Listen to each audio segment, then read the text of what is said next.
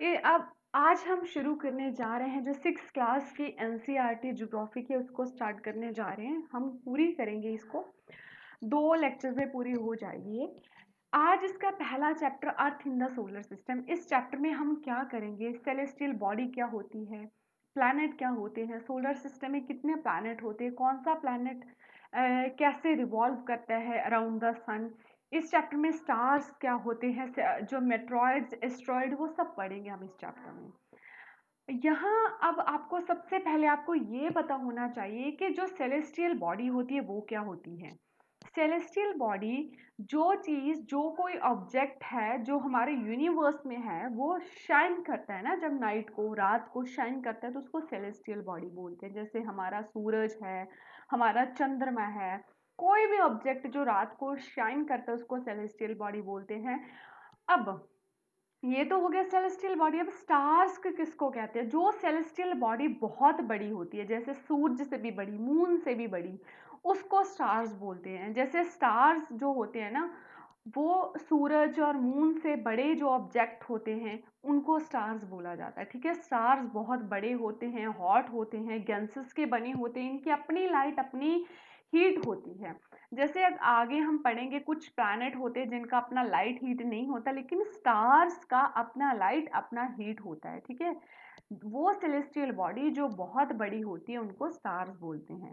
ठीक है, अब countless twinkling star in the night sky are similar to the sun. ठीक है, we do not feel their heat and light. क्यों क्यों अब हम देखो, स्टार्स की अपनी लाइट है, हीट है, लेकिन हमें वो पता नहीं चलती क्योंकि स्टार्स हमसे बहुत दूर हैं। ठीक है, अब कॉन्स्टलेशंस किसको बोलते हैं। आपने आसमान में देखा होगा, जैसे हमने देखा ना रात को जो स्टार्स होते हैं, तारे होते हैं, उनका वो सप्तऋषि जैसे साइन ऑफ इंटेरोगेटिव बन जाता है, कच्छी टाइप सा, है ना, उसको बोलते हैं कॉन्स्टलेशन को। कुछ तारों का ग्रुप, कुछ स्टार्स का ग्रुप कुछ शेप बना लेता है, उसको बोलते हैं कॉन्स्टलेशन। जैसे उर्सा मेजर, बिग बियर, एक ये कॉन्स्टलेशन है। जो मैंने बोला अभी 7 स्टार्स, जैसे आप यहाँ पे देखोगे जो ऐसे 7 स्टार्स बना होता है, जो सप्तऋषि भी बोलते हैं उनको, ऋषि सेजस भी बोलते हैं। ठीक है, तो वो जो ग्रुप ऑफ 7 स्टार्स होता है उसको सप्तऋषि बोलते हैं। काफी शेप्स होती हैं, ये तो एक ही मैंने बताई है जो हमें विजिबल होती है। आप नॉर्मल रात को देखोगे आपको पता चल जाएगा। ठीक है, अब अब देखो, जो स्टार्स होते हैं ना, उनसे हम डायरेक्शन फाइंड आउट करते हैं। कैसे?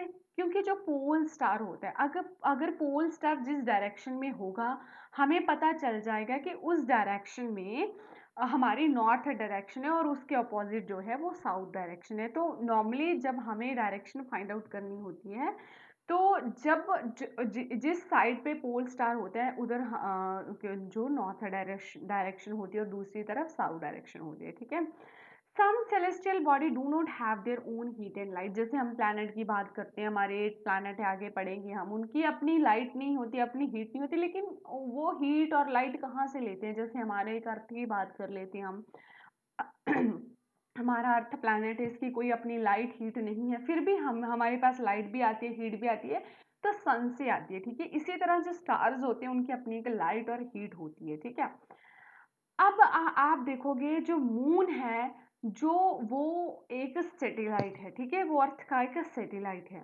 जो अर्थ के राउंड रिवॉल्व करता रहता है, लाइक आर अर्थ। अदर जो 8 प्लैनेट्स है इंक्लूडिंग अर्थ, जिनकी अपनी हीट नहीं होती, लाइट नहीं होती, वो अपनी हीट और लाइट कहाँ से लेते हैं, सन से लेते हैं। और उनमें से एक मून भी है, मून की भी अपनी लाइट नहीं होती, लेकिन फिर भी हमें मून शाइन करता हुआ दिखाई देता है ना, क्योंकि वो अपनी हाइट लाइट जो है वो सन से लेता है। अब यहाँ पे एक फैक्ट है, आपको ये याद रखना है, जैसे जुपिटर, सैटर्न, यूरेनस, जो ये प्लैनेट है ना, हमारे 8 प्लैनेट है, वो हम पढ़ेंगे आगे। उनमें से इन 3 प्लैनेट्स पर रिंग्स इनके अराउंड बनी होती है। ठीक है, जो टेलीस्कोप से दिखती है, हमें नहीं दिखती। वो किससे बनी होती है, जो मलबा, जला हुआ कचरा होता है या कुछ प्लैनेट से टूटा फूटा जो भी कुछ होता है, इनके अराउंड होता है ना, उसकी वो रिंग बनी होती है। तो ये आपको याद रखना है, जुपिटर, सैटर्न और यूरेनस 3 प्लैनेट है जिनके अराउंड रिंग होती है। आगे हम पढ़ते हैं सोलर सिस्टम। सोलर सिस्टम में एक सन होता है, जो सोलर फैमिली का हेड माना जाता है और 8 प्लैनेट होते हैं। और सोलर सिस्टम में और ऐसा नहीं है कि प्लैनेट और सन ही है, सैटेलाइट भी होता है और कुछ सेलेस्टियल बॉडी। देखो सेलेस्टियल बॉडी जो भी ऑब्जेक्ट होगा जो शाइन करता होगा वो सेलेस्टियल बॉडी है। जैसे एस्ट्रॉयड मेट्रॉइड्स आपने देखा ना, टूटता तारा वो भी तो शाइन करता है। तो वो कुछ ऑब्जेक्ट जो सेलेस्टियल बॉडी है ये भी सोलर सिस्टम में इंक्लूडेड होते हैं, ठीक है। अब देखिए सोलर सिस्टम, जो सोलर फैमिली का सोलर को हेड माना जाता है, ठीक है। सन जो होता है सोलर सिस्टम में के सेंटर में होता है और ये गैसेस से बना होता है और इसके अराउंड जो सारे के सारे प्लैनेट हैं वो चक्कर लगाते हैं, ठीक है। काफी गर्म होता है, काफी हीट होती है, बहुत सी गैसों से बना होता है। ये धरती का सबसे नियरेस्ट स्टार है सन, लेकिन फिर भी हमें इतनी गर्मी महसूस नहीं होती क्योंकि इसका डिस्टेंस अर्थ से 150 मिलियन किलोमीटर अवे है। आपको ये याद रखना है, ठीक है। अब प्लैनेट, प्लैनेट कौन कौन से होते हैं? 8 प्लैनेट है, ठीक है। 8 प्लैनेट जो है हमारे, अगर आपको याद रखने में प्रॉब्लम आती है, देखो आपको सीरीज वाइज याद रखने हैं ये प्लैनेट। अगर आपको मुश्किल आ रही है ना तो आप ये ट्रिक याद कर लेना, my very efficient mother just serve us nuts, ठीक है। इसका जो फर्स्ट लेटर है ना MBEMJSUN, तो इससे आपको पता चल जाएगा Mercury, Venus, Earth, Mars, Jupiter, Saturn, Uranus, Neptune, आपको सारे प्लैनेट आराम से याद हो जाएंगे। क्योंकि कभी हमें एग्जाम में ऐसा पूछा जाता है कि सन के तरफ से चलो और बताओ कौन कौन से प्लैनेट है, रेंडमली नहीं बताने हैं, सीरीज वाइज बताना है, ठीक है। तो आपको ये ट्रिक बहुत आसानी से याद हो जाएगी। My my very efficient mother just served the nuts, first वाला लेटर लेना है। जो सोलर सिस्टम है, उस जो हमारा सोलर सिस्टम है उसमें जो सारे के सारे प्लैनेट रिवॉल्व करते हैं around the sun in a fixed path, ठीक है। एक फिक्स्ड पाथ में ही रोटेट करते हैं। दीज पाथ हर, जैसे बोलते हैं ना अंडाकार, सर्कुलर पाथ नहीं होता। जब ये प्लैनेट सन के अराउंड रिवॉल्व करते हैं तो ये सर्कुलर पाथ नहीं होता, ये एक अंडाकार शेप का होता है। मरकरी जो सबसे नियरेस्ट प्लैनेट है सन का, अगर सबसे नजदीक है तो बहुत कम टाइम लगाएगा रोटेशन करने में, ठीक है। आप आपको रोटेशन और रेवोल्यूशन का डिफरेंस पता होना चाहिए। आप एक बॉल ले लो, बॉल में होल करना, ठीक है। दोनों साइड से ऊपर से लेके सीधी लेके जाना और होल कर देना। अब बॉल को घुमाना, उस नीडल को पकड़ के बॉल को घुमाना और वो बॉल अपने एक्सेस के अराउंड ही घूमेगी, उसको बोलते हैं रोटेशन, ठीक है। और जब आप दो बॉल्स लेना है, एक बॉल को पकड़ के दूसरी बॉल को उसके अराउंड रिवॉल्व करोगे तो उसको बोला जाता है रेवोल्यूशन, ठीक है। ये फर्क होता है रोटेशन और रेवोल्यूशन में। अब जो सबसे नजदीक जो प्लैनेट है वो मरकरी है। कितना टाइम लेता है रिवॉल्व करने में? 88 डेज। एक जो ऑर्बिट कंप्लीट करने में 88 डेज लेता है, ठीक है। वीनस को अर्थ का ट्विन कंसिडर किया जाता है। क्यों? ये इंपॉर्टेंट फैक्ट है। सबसे सन का नियरेस्ट प्लैनेट कौन सा है? मरकरी। वीनस को क्यों ट्विन बोला जाता है? क्योंकि इसकी शेप साइज बिल्कुल अर्थ अर्थ की तरह है, लेकिन हम एटमॉस्फेयर नहीं भूल सकते, ठीक है। प्लूटो को पहले प्लैनेट माना गया था, लेकिन बाद में जब इंटरनेशनल एस्ट्रोनॉमिकल यूनियन की मीटिंग हुई तो इसको एक डिवार्फ प्लैनेट डिक्लेयर कर दिया गया था, ठीक है। अब हम अपने जो बेसिकली अर्थ प्लैनेट जिस पे हम रह रहे हैं उसके बारे में बात करते हैं, ठीक है। अर्थ, अर्थ जो थर्ड प्लैनेट है, थर्ड नियरेस्ट प्लैनेट है सन से, ये आपको पता होना चाहिए कि ये थर्ड प्लैनेट है। साइज में कितना बड़ा है? फिफ्थ लार्जेस्ट प्लैनेट, ये भी पता होना चाहिए। मैं आपको आगे जो लेक्चर्स आएंगे उसमें बताऊंगी कि एरिया वाइज जो डिस्टेंस वाइज कौन सा बड़ा है, ठीक है, साइज वाइज कौन सा बड़ा है। अर्थ का नियरेस्ट है, जो सन का नियरेस्ट थर्ड जो प्लैनेट है वो अर्थ है और फिफ्थ लार्जेस्ट प्लैनेट है। अब ये ना जो अर्थ है वो थोड़ी सी अपनी जो नॉर्थ पोल साउथ पोल वहां पे झुकी हुई है। जो बीच का सेंटर का एरिया वो थोड़ा सा ज्यादा विड्थ का है और ऊपर से आप देखोगे विड्थ कम होती जाती है, तो उसको वो शेप है ना जियोइड की शेप है, इसीलिए जियोइड का मतलब होता है अर्थ लाइक शेप, ठीक है।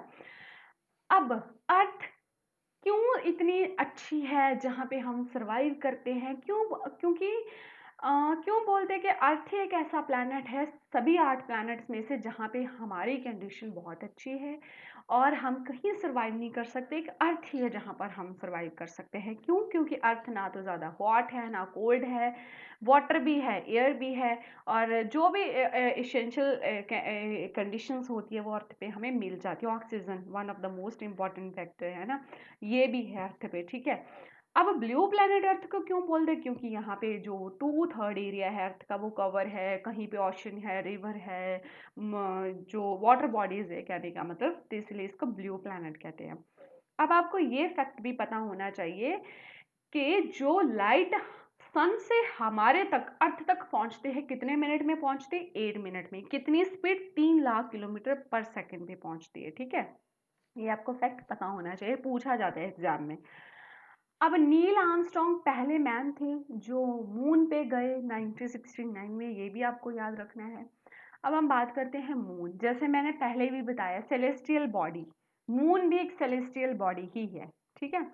जो रात को शाइन करता है, तो सभी बॉडी जो रात को शाइन करती है उसको सेलेस्टियल बॉडी बोला जाता है। हमारी अर्थ का एक ही सैटेलाइट है।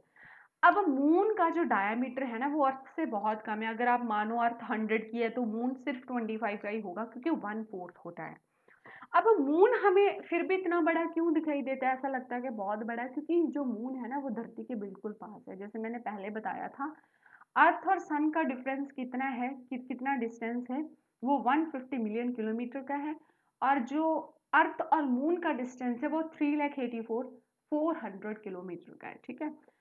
ये आपको याद रखना है। अब जैसे मैंने पहले ही बता दिया, रोटेशन और रेवोल्यूशन। अब जो मून है ना, मून, अब आप देखोगे आपसे क्वेश्चन पूछा जाता है कि मून की हमें, आपको ये पता होना चाहिए कि मून की हमें सिर्फ एक ही साइड विजिबल होती है। जैसे एक बॉल है, बॉल का हमें हाफ साइड दिखती है, हमेशा हाफ नहीं दिखती। अगर आप पकड़ोगे ना, ऐसे ही मून है। क्यों ऐसा होता है? क्योंकि जो मून की रोटेशन और रेगुलेशन है वो सेम ही है।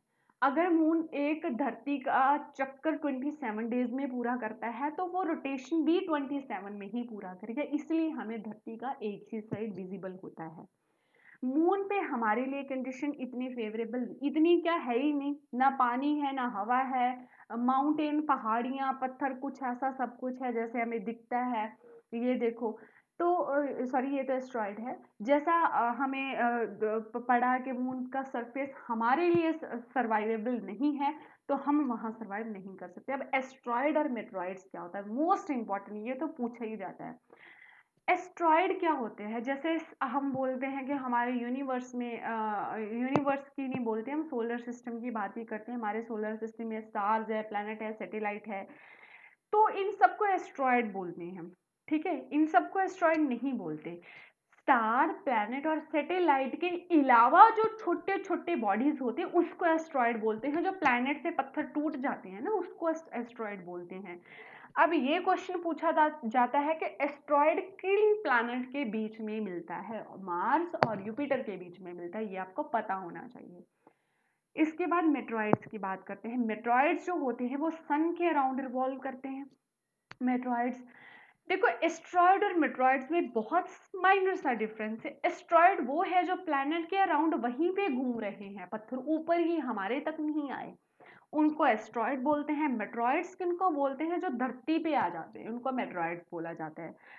अब कैसे वो धरती पे आते हैं? आपने एक नाम सुना होगा, टूटता हुआ तारा, जैसे हम बोलते हैं टूटता हुआ तारा। वो टूटता हुआ तारा नहीं होता, वो बेसिकली होता तो एस्ट्रॉयड ही, लेकिन जब वो एटमॉस्फेयर से क्रॉस होके आता है तो उसकी फ्रिक्शन हवा से होती है, इतना गर्म हो जाता है, आग जलनी शुरू हो जाती है, तो ऐसा लगता है कि वो पूंछ एक दिखती है, टेल दिखती है, तो हमें ऐसा लगता है कि वो टूटता हुआ तारा है जो धरती की तरफ आता है, ठीक है।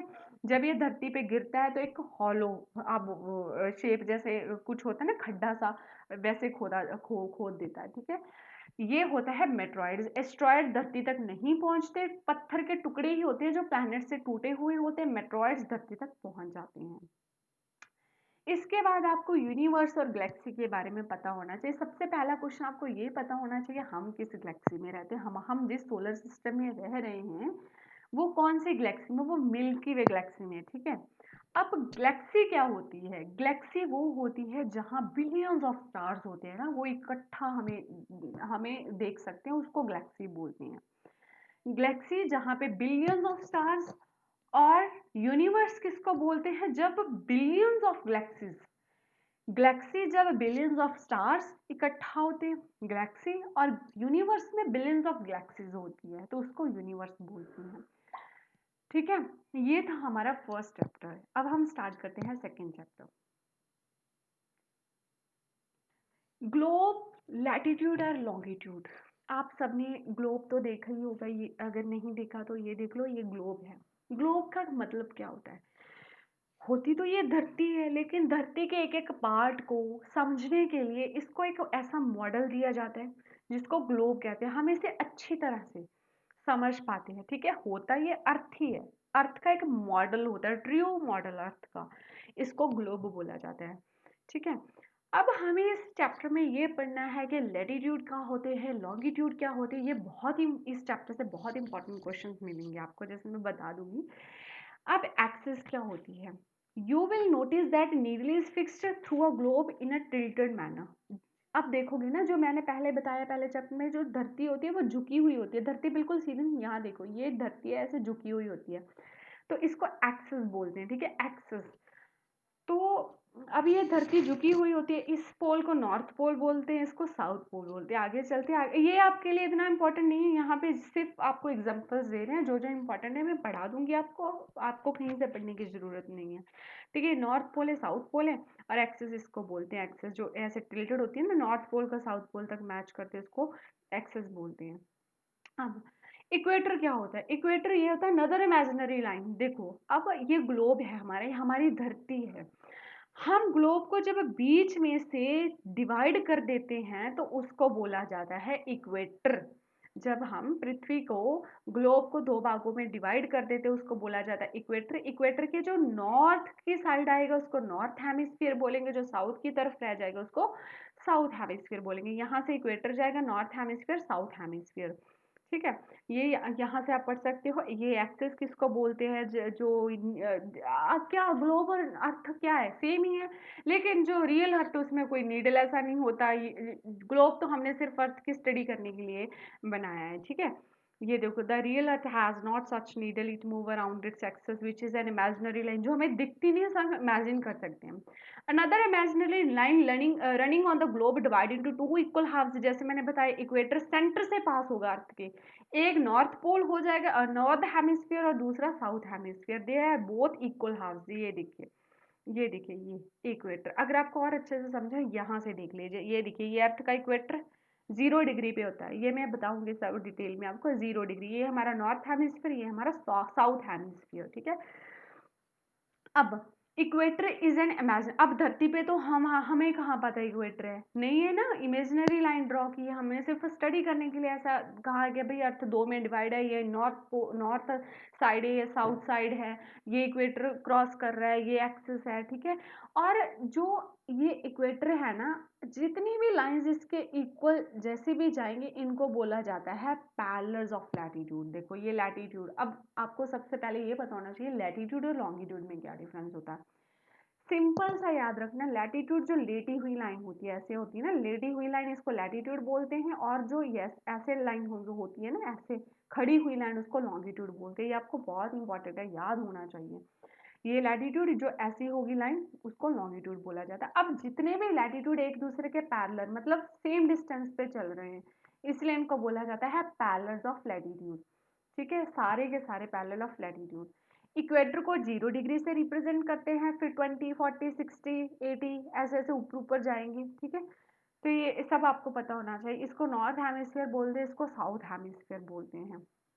आगे चलते हैं। अब इम्पॉर्टेंट पैरेलल्स ऑफ लैटिट्यूड, ये इतना इंपॉर्टेंट नहीं है, कुछ ने इन्होंने एग्जांपल्स देके बताया है कि अगर आप इतना latitude, that is not much important for you. Important parallels of latitude, ये देखो, ये इक्वेटर है 0 डिग्री। अब ये तो इक्वेटर हो गया हमारा। 23 1 डिग्री नॉर्थ है, 23 1 डिग्री साउथ, इसको बोलते हैं ट्रॉपिक ऑफ कैंसर, इसको बोलते हैं ट्रॉपिक ऑफ कैप्रिकॉर्न। इसके बाद ये होता है एक आर्टिक सर्कल, जो 66 1/2 नॉर्थ और 66 1/2 साउथ पे होता है, इसको आर्टिक एंटार्क्टिक सर्कल बोलते हैं। एंटार्क्टिक और, तो जो ये है नॉर्थ पोल और साउथ पोल, ये पूरा का पूरा अर्थ ही है, ठीक है। अर्थ को दो पार्ट्स में कौन डिवाइड करता है? इक्वेटर, 0 डिग्री इक्वेटर, जिसको बोलते हैं 0 डिग्री लैटिट्यूड। मैंने बताया ना, जो ये ऐसे लेटी हुई लाइन होती है लैटिट्यूड, जो ऐसे लाइन होती है उसको लॉन्गिट्यूड बोलते हैं, जो आगे मैंने दिखाया था ये वाली, ठीक है। 0 degree equator, tropic of Cancer और ट्रॉपिक ऑफ कैप्रिकॉर्न के बीच का जो एरिया होता है उसको टॉरिड जोन बोलते हैं। ये आपको पढ़ना पड़ेगा, याद करना पड़ेगा। टॉरिड जोन बोलते हैं। ट्रॉपिक ऑफ कैंसर और आर्टिक सर्कल के बीच के रीजन को नॉर्थ टेम्परेट जोन बोलते हैं, इधर साउथ टेम्परेट जोन बोलते हैं, ठीक है।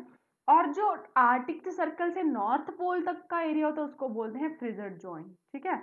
अब इसका क्या मतलब है, ये जो सारा दिया गया है ना आपको ये पढ़ लेना। Tropic of Cancer, tropic of Capricorn, Arctic Circle, Antarctic Circle, torrid zone. अब हीट जोन्स ऑफ आती है, मैं बता रही हूँ। Torrid zone, temperate zone, frigid zone, जो सारा नीचे एक्सप्लेन किया हुआ है मैं यहीं पे बता देती हूँ, आपको डायग्राम से अच्छी तरह से समझ आ जाएगा, ठीक है। टॉरिड जोन का मतलब क्या होता है, जहाँ पे सन डायरेक्टली, जो सन की रेज होती है जहाँ पे पड़ती है, ठीक है, यहाँ पे सन की डायरेक्टली रेज पड़ती हैं। जो ये एरिया होता है ना इक्वेटर, हमारा यहाँ पे इंडिया भी, आपको पता होना चाहिए इंडिया, यहाँ पे सबसे ज्यादा हीट ये एरिया रिसीव करता है, इसीलिए इसको टॉरिड जोन बोला जाता है। जैसे जैसे इक्वेटर से नॉर्थ पोल की तरफ जाओगे या फिर इक्वेटर से साउथ पोल की तरफ जाओगे तो इस एरिया में सर्दी होती जाएगी, गर्मी कम होती जाएगी, टेम्परेचर माइनस में जाएगा, ठीक है, गर्मी कम होगी।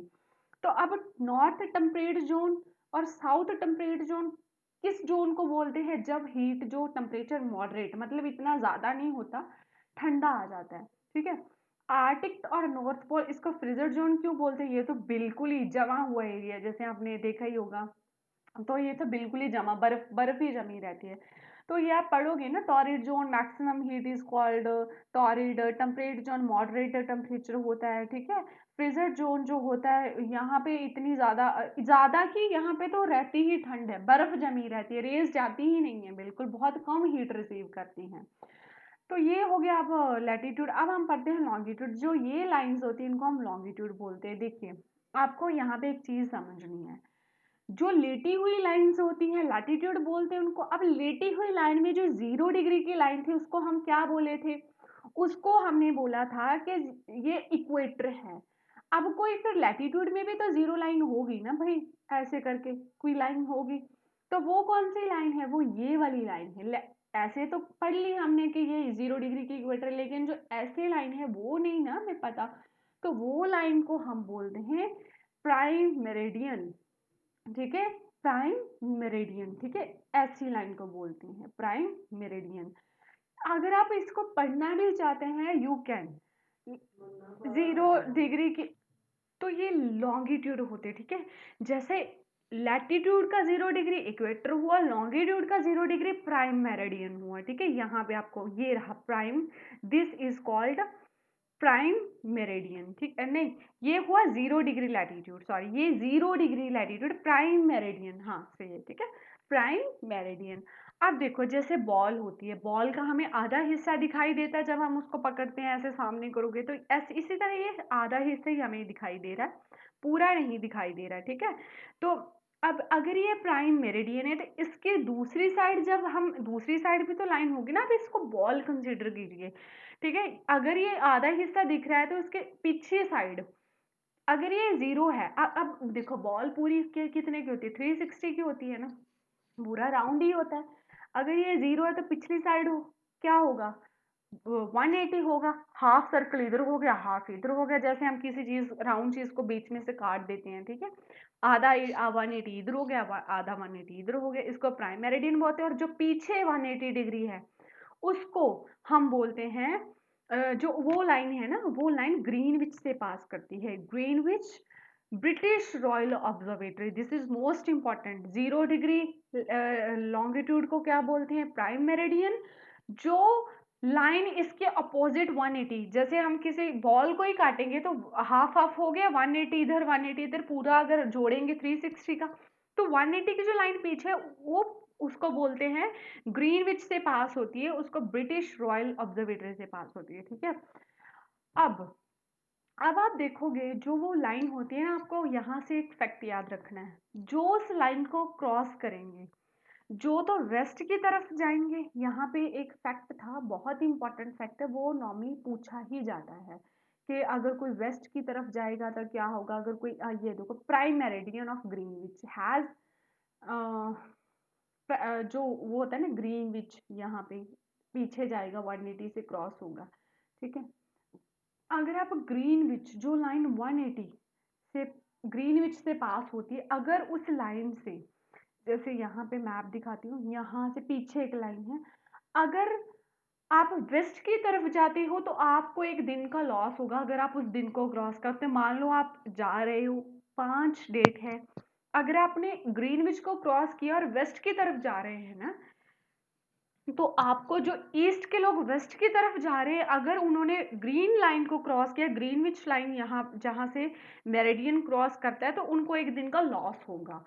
और जो लोग, उनको एक दिन का लॉस हो गया, और जो लोग ईस्ट की तरफ आएंगे उनको एक दिन का फायदा होगा। ठीक है, अगर वो मतलब 5 है, उनको 6 ही मिलेगी, 5 मिली थी लेकिन उनको 6 ही मिलेगी। ठीक है, इतना याद रखना। जो 180 जो लॉन्गिट्यूड है वो ग्रीनविच ब्रिटिश रॉयल ऑब्जर्वेटरी से पास होता है।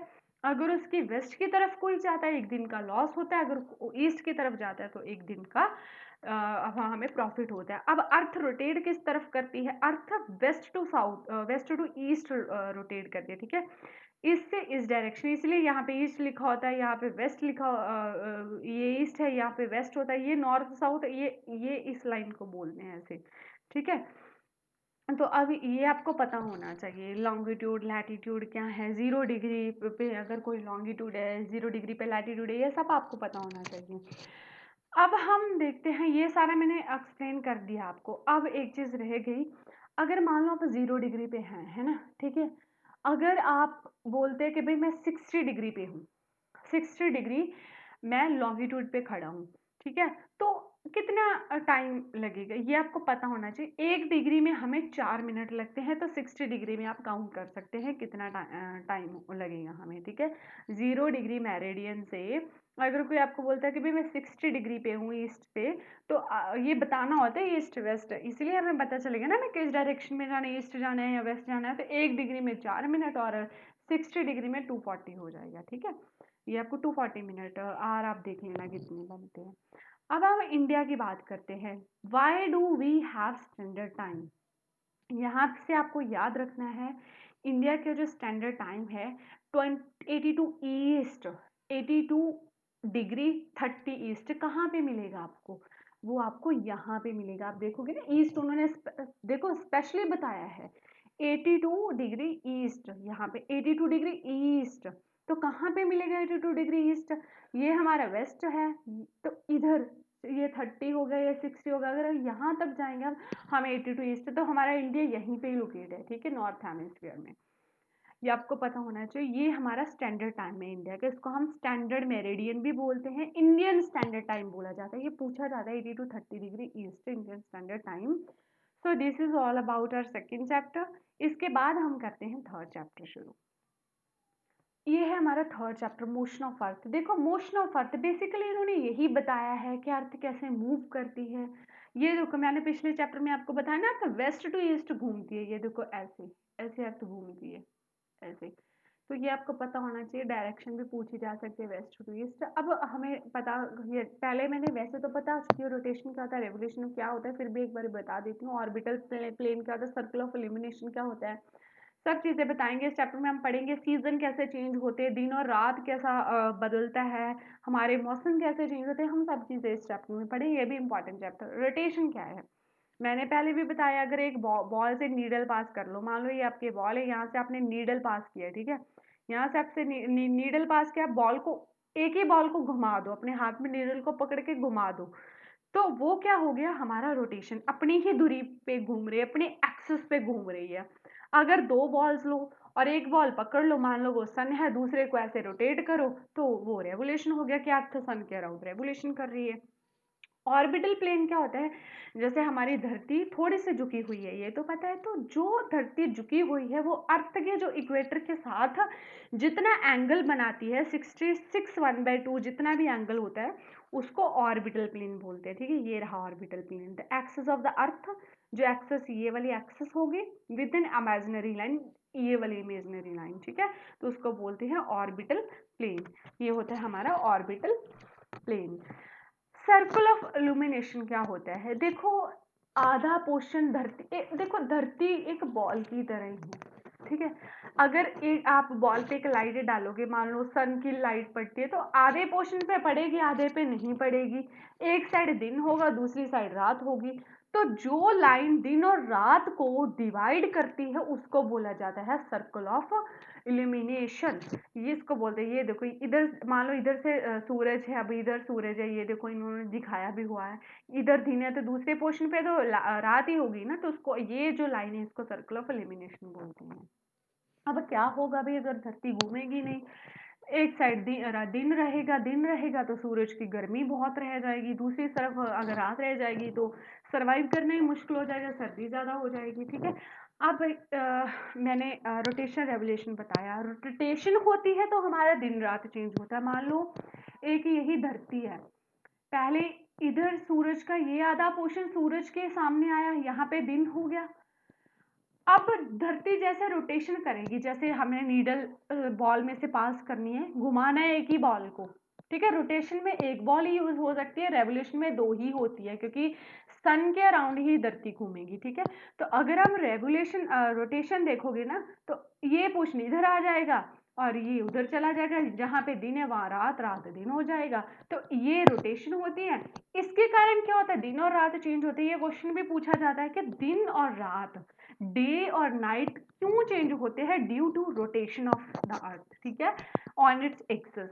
बट रेवोल्यूशन के कारण क्या होता है, रेवोल्यूशन एक बहुत बड़ा फिनोमिना है।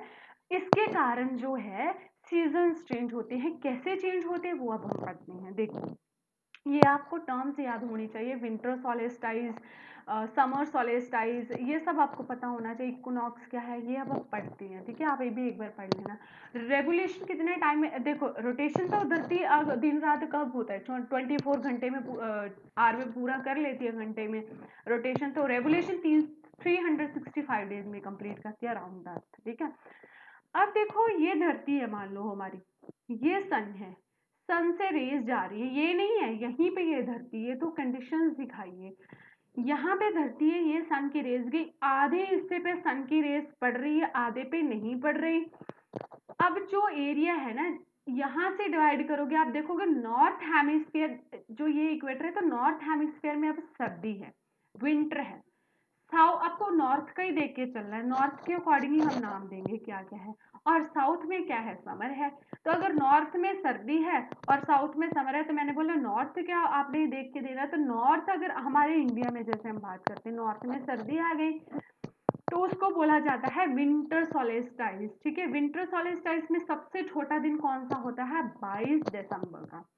अब धरती घूमी, देखो धरती अब सन के अराउंड ऐसे रिवॉल्व तो करेगी करेगी, लेकिन धरती रोटेट भी तो करेगी ना। अगर रेवोल्यूशन जब ऐसे करेगी तो रोटेट भी तो होगी ना अपने एक्सिस के ऊपर। जब ये घूमेगी तो एक टाइम ऐसा आएगा जब जो सूरज की रेज है होती है ना, वो बिल्कुल इक्वेटर पे पड़नी शुरू हो जाएगी, ना वो नॉर्थ में होगी ना वो साउथ में ज्यादा पड़ेगी। ठीक है, इक्वेटर पे पड़नी शुरू हो जाएगी। तो यहाँ पे वो क्या होगा, वहां पे एटम जो सीजन होता है वो आ जाएगा। इक्वनॉक्स का मतलब होता है दिन भी इतने दिन 12 घंटे दिन के, 12 घंटे रात के। ठीक है, तो इसको बोलते हैं स्प्रिंग। ठीक है, इक्वनॉक्स। ठीक है, इधर स्प्रिंग आ जाएगा, इधर एटमन आ जाएगा, और इक्वनॉक्स बोला जाता है जब दिन और रात इक्वल हो जाएंगे। 21 मार्च को होता है। ठीक है, 21 मार्च को। अब फिर धरती घूमी, जो पहले इधर नॉर्थ ही हेमिस्फीयर में सर्दी थी, अब नॉर्थ हेमिस्फीयर में गर्मी आ जाएगी और साउथ हेमिस्फीयर में सर्दी आ जाएगी। हमें तो नॉर्थ का ही देखना है, तो हम उसको नाम दे देंगे समर सोलेस्टाइस, जब हमारे इंडिया में गर्मी आ जाती है। ठीक है, तो 21 जून, ये हमें तो वैसे ही पता होता है, 21 जून को हमारा सबसे बड़ा दिन होता है जब समर सोलिस्टाइज होता है। जब हम विंटर सोलिस्टाइज सर्दी में चल रहे होते हैं, हमारा 22 दिसंबर सबसे छोटा दिन होता है। फिर धरती घूमेगी, इक्वेटर पे रेस पड़नी शुरू हो जाएगी, और ऐसा एक टाइम आएगा जब दिन और रात एक बराबर हो जाएंगे। तो क्या होगा, बस कुछ नहीं, फिर ये इक्विनॉक्स बोला जाता है इसको, जब डेज और नाइट एक बराबर हो जाएंगे। अब यहाँ पे देखो, एक चीज और बताना चाहती हूँ, ये अगर आपने ये मैप को समझ लिया ना, तो आपको ये पूरा का पूरा चैप्टर पता चल जाएगा। अब देखो, जब नॉर्थ हेमिस्फीयर में, अब नॉर्थ हेमिस्फीयर ऐसा मत मानो कि कोई और ही पार्ट है, हम हैं नॉर्थ हेमिस्फीयर में, हम रह रहे हैं। ठीक है, नॉर्थ हेमिस्फीयर में सर्दी आ गई, मानो हम जिस एरिया में रह रहे हैं वहां सर्दी आ गई, तो वहाँ दिन छोटे हो जाएंगे, रातें बड़ी हो जाएंगी। तो अगर समर सॉलिस्टिस में हमारे क्या होता है, दिन बड़े होते हैं, रातें छोटी हो जाती है, उल्टा हो जाता है, दोनों एक दूसरे के अपोजिट, इधर लेके एक को ही चलना है। इधर अगर नॉर्थ देख रहे हो तो इधर भी नॉर्थ ही देखना, अगर इधर साउथ देख रहे हो तो इधर साउथ देखना, ठीक है, ऐसा नहीं इधर नॉर्थ देख रहे इधर साउथ देख रहे हो। तो ये लीप ईयर क्या होता है, एक ये रह गया था लीप ईयर, जब नॉर्मली एक साल में 365 दिन 365 डेज होते हैं, 65 दिन होते हैं, और जब फैब का 28 की बजाय 29 आ जाता है उसको लीप ईयर बोलते हैं। इलिप्टिकल पाथ जो अंडाकार शेप का पाथ होता है उसको इलिप्टिकल पाथ बोलते हैं। This is all about the chapter third. अब हम चैप्टर स्टार्ट करेंगे चैप्टर फोर्थ। अब आप ये पढ़ सकते हैं, इक्विनॉक्स क्या होता है, विंटर सॉलिस्टिस क्या होता है, ये मैंने सारा बता दिया। लॉन्गेस्ट डे कौन सा होता है, तब शॉर्टेस्ट, जब हमारे देखो जब यहाँ पे 21 जून को होता है ना समर सॉलिस्टिस, मानो हमारा 21 जैन सबसे बड़ा दिन है तो वो छोटी रात होगी हमारी। अगर विंटर सॉलिस्टिस में सबसे जो 22 दिसंबर जो सबसे छोटा दिन है तो वो सबसे बड़ी रात होगी। तो आपको ये सारी चीज़ पता, आपको पढ़ने की ज़रूरत नहीं है, अगर थोड़ा सा देखना देख सकते हैं, सारा कुछ वही लिखा हुआ है। जैसे 21 जैन को अगर समर सॉलिस्टिस चल रहा है, 21 जून को हमारा सबसे बड़ा दिन है तो वही हमारी सबसे छोटी रात होगी नॉर्थ हेमिस्फीयर में।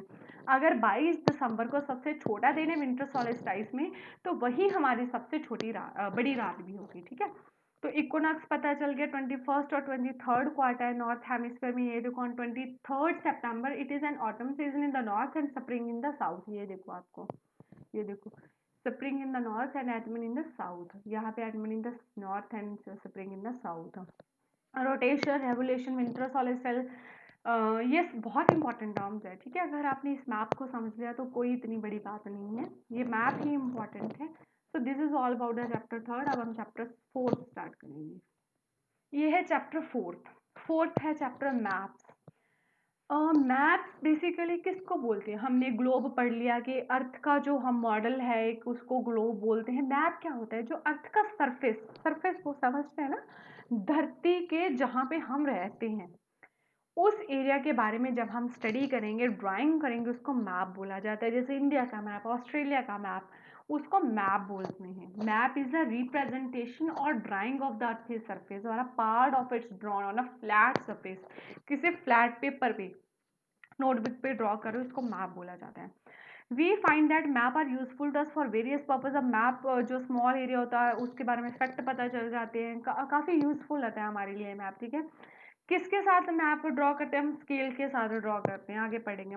मैप कितने तरह के होते हैं, ये चैप्टर बहुत छोटा है। Physical map, political map, thematic map. क्या फिजिकल मैप क्या होता है, अगर आप मान लो इंडिया में आप कभी अपने पहाड़ियाँ दिखा रहे हो, अपने समुंदर दिखा रहे हो, अपने प्लेन नदियाँ दिखा रहे हो, मतलब आप फिजिकल चीज़ें दिखा रहे हो, उसको रिलीफ और फिजिकल मैप बोला जाता है। पॉलिटिकल मैप जब आप किसी कंट्री को दिखा रहे हो, ठीक है, मतलब ये हमारा इंडिया है, वो हमारा पाकिस्तान है, उसको पॉलिटिकल मैप बोलते हैं। भाई ये हमारा इंडिया, वो अमेरिका है, इसको पॉलिटिकल मैप बोलते हैं। ये हमारा गांव है, ये दूसरा गांव है, ये हमारा टाउन है, ऐसे जब ये दिखा दे उसको पॉलिटिकल मैप बोला जाता है। थीमेटिक मैप किसको बोलते हैं, जब हम देखते हैं कि रेनफॉल कितनी होती है, फॉरेस्ट के बारे में इंफॉर्मेशन, इंडस्ट्रीज के बारे में इंफॉर्मेशन मिलती है, उसको थीमेटिक मैप बोलते हैं।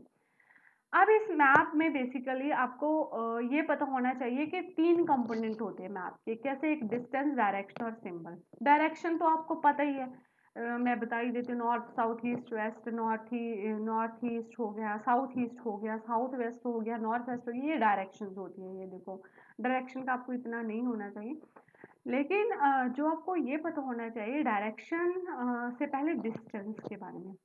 मान लो अब आप एक कंट्री ड्रॉ करने जा रहे हो, देखो डिस्टेंस अगर ड्रॉ करने हैं ना मैप पे तो आप स्केल की मदद से करोगे। क्यों, अब आप इतना बड़ा इंडिया है तो इंडिया को एक पेपर पे कैसे ड्रॉ करोगे, इतना बड़ा इंडिया नहीं होगा, तो स्केल की मदद से करेंगे। कैसे, जो एक मान लो 1000 किलोमीटर का एरिया है, उसको हम बिल्कुल छोटा करके उसको सेंटीमीटर्स में लिख सकते हैं। उसको छोटा करके मतलब उसका जो भी यूनिट होता है उस यूनिट को छोटा कर लेते हैं। जैसे 500 किलोमीटर है, 500 किलोमीटर का हम 5 सेंटीमीटर ले लेते हैं। कैसे, क्योंकि एक जो है 500 किलोमीटर, उसका 5 एक ले लिया हमने सेंटीमीटर, तो अब 500 किलोमीटर तो हम नोटबुक के ड्रॉ नहीं कर सकते, 5 सेंटीमीटर तो आप कर ही सकते हो, बहुत छोटा सा होता है, इसीलिए उसको बोला जाता है small scale map. Large scale map, when a small area like your village or town to be shown on the paper, then we use a large scale. जब हमें विलेज दिखाना होता है 5 सेंटीमीटर वाला मैप हम 500 मीटर दिखाएंगे, ठीक है, उसको लार्ज स्केल मैप बोला जाता है। डिस्ट्रैक्शन के बारे में मैंने आपको बता दिया, north south east and west all this things. तो ये हमारा जो चैप्टर था फोर्थ। देखो स्केच क्या होता है। स्केच जब हम देखो मैप तो हम एक बहुत अच्छा ड्रॉ करते हैं, ये यहाँ पे ये स्केच बोलते हैं ना, हमने रफली सा ड्रॉ कर लिया, उसको स्केच बोला जाता है, ठीक है, उसको स्केच बोलते हैं। Sketch is a drawing mainly based upon memory and spot observation not on to scale. जो हमारा मैप होता है उसमें हम प्रॉपर स्केल यूज़ करते हैं, यहाँ पे ये है, यहाँ पे ये है, लेकिन स्केच में हम रफली ड्रॉ कर लेते हैं, कुछ ऐसा स्केल यूज़ नहीं करते। ये प्लेस इससे इतना दूर है, तो ये स्केच होता है, जो रफ ड्रॉ कर लेते हैं उसको स्केच बोला जाता है। तो ये जो चैप्टर है बहुत आसान सा चैप्टर था, fourth chapter, this is all about your fourth chapter. ये बुक बेसिकली अच्छी बुक है, इम्पॉर्टेंट भी है, काफ़ी क्वेश्चंस पूछे भी जाते हैं इस बुक से। आगे इसके 2-3 चैप्टर रह गए हैं। एक तो जो हमारे एटमॉस्फेयर की लेयर्स है उसके बारे में स्टडी करेंगे। 2-3 चैप्टर है, वो लेक्चर काफ़ी बड़ा हो रहा था इसलिए वो हम नेक्स्ट लेक्चर में करेंगे। अगर आपको मेरा लेक्चर अच्छा लगे प्लीज़ लाइक कीजिएगा, सब्सक्राइब कीजिएगा एंड शेयर भी कीजिएगा। Thank you.